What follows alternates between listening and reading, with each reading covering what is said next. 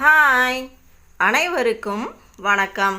Today we are going to learn the book back exercise for the lesson The Cracked Coffee Cup. நாம் இன்னைக்கு The Cracked Coffee Cup அப்படிங்கிற லெசனுக்கு உரிய book back exercise தான் பார்க்க போகிறோம். வாங்க பார்க்கலாம். First one, let us understand. அதில் A, fill in the blank. First question, Teddy took his pillow as a sign of dash them. A, giving farewell. B, welcoming.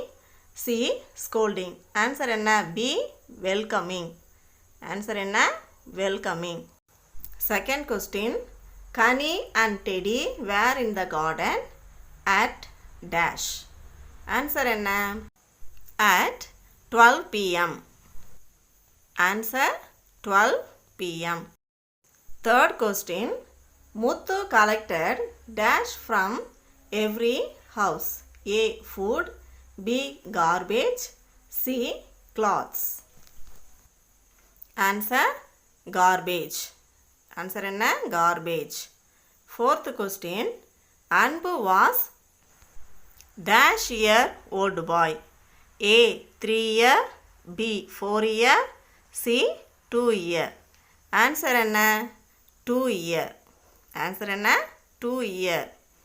Next, fifth question. Connie took Teddy out for a dash. A, part. B, walk.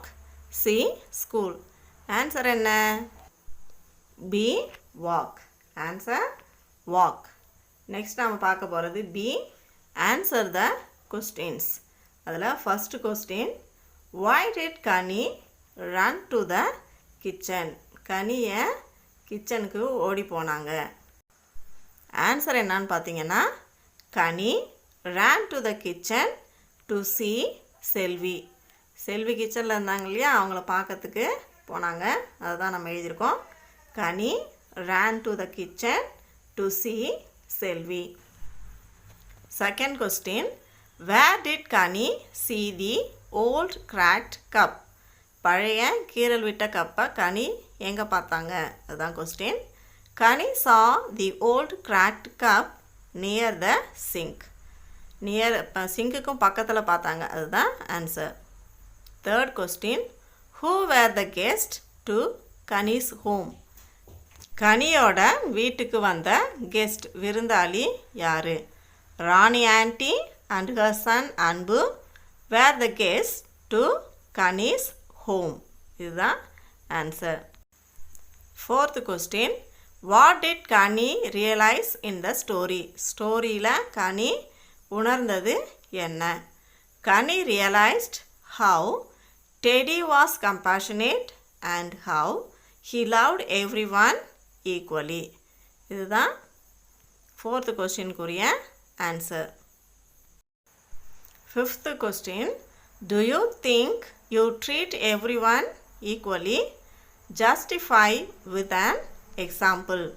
என்ன கேட்குறாங்க அப்படின்னு பார்த்தீங்கன்னா, நீங்கள் எல்லாரையும் ஈக்குவலாக treat பண்ணுறீங்கன்னு நினைக்கிறீங்களா? அதுக்கு ஒரு எக்ஸாம்பிள் கொடுங்க அப்படின்னு சொல்லியிருக்காங்க.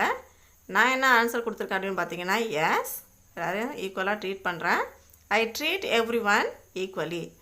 Example, I listen to every one who speaks to me.